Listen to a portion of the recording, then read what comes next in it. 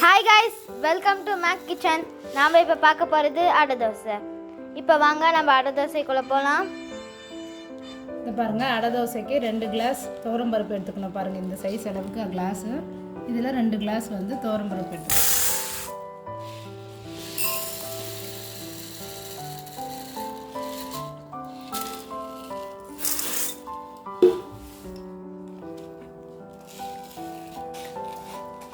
அப்புறம் 2 கிளாஸ் துவரம்பருப்பு எடுத்ததுக்கப்புறம் இட்லி புழுங்கல் அரிசி பாருங்கள், இந்த அளவுக்கு 1 கிளாஸ் தான் எடுத்துக்கிறேன்.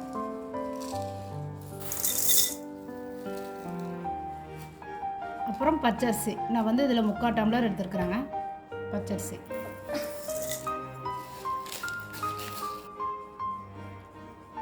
முக்கால் டம்ளர் அளவுக்கு உளுத்தம்பருப்பு எடுத்துருக்குறோங்க. அவ்வளோதான். இது தண்ணி ஊற்றி ஊற வச்சுக்கணும்.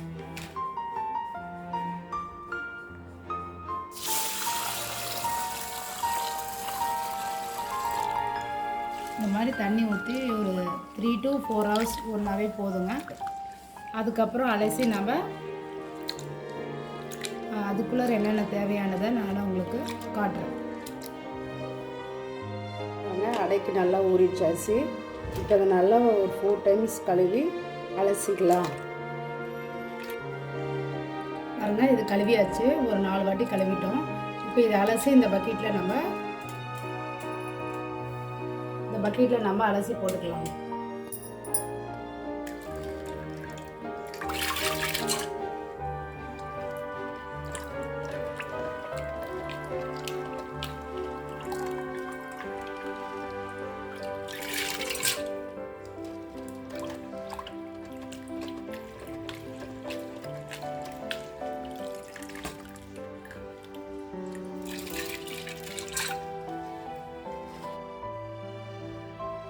பாருங்கள், அலசி எடுத்தாச்சு.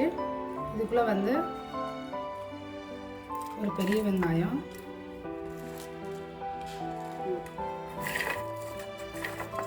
பூண்டு தோல் உரிக்காமல் போட்டுக்கலாம். இஞ்சி, வரமிளகாய், காரத்துக்கு இது மட்டும்தாங்க.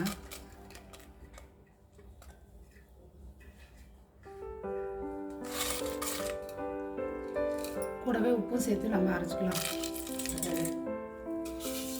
கல் உப்பு.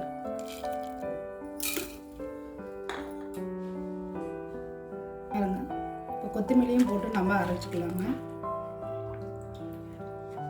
உங்கள் வீட்டில் கிரைண்டர் இருந்தால் நீங்கள் கிரைண்டரில் கூட அரைச்சிக்கலாம். நான் இப்போ கடையில் தான் விட்டு அரைக்கிறேன். பாருங்கள், அடை தோசை பாட்டியாச்சு. இது நல்லா கரண்டி விட்டு கலக்கி எடுத்துக்கலாம். அப்போ தான் எல்லாமே கலங்கும். நம்ம வெங்காயம், பூண்டு, இஞ்சி எல்லாம் போட்டு அரைச்சிருக்கிறோம். அதனால் நல்லா கலக்கிடுங்க.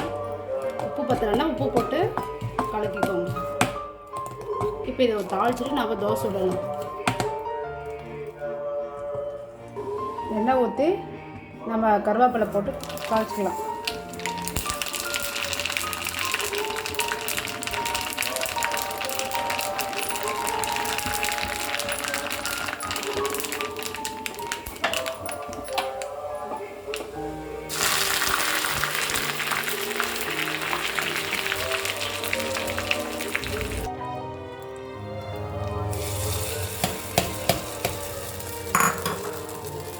அவ்வளோதாங்க. இப்போ நம்ம தோசை சுடலாம்.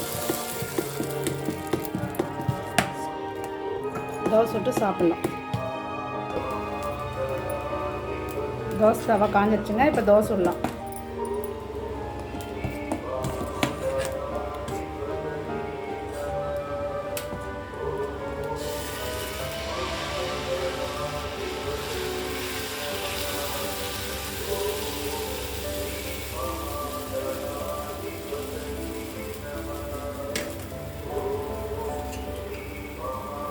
நல்லா எண்ணெய் ஊற்றிங்கன்னா மொறுமொறுன்னு இருக்குங்க.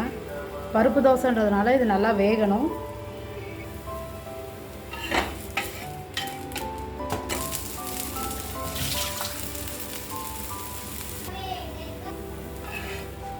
பாருங்கள், தோசை இந்த மாதிரி நல்லா வெந்திருக்கணும். நல்லா மொறுமொறுன்னு இருக்குங்க. பாருங்கள், அடை தோசை ரெடி ஆகிடுச்சு. இதுக்கு நம்ம தேங்காய் சட்னியும் வச்சு சாப்பிட்லாம். அப்படியேவும் சாப்பிட்லாம், நல்லாயிருக்கும்.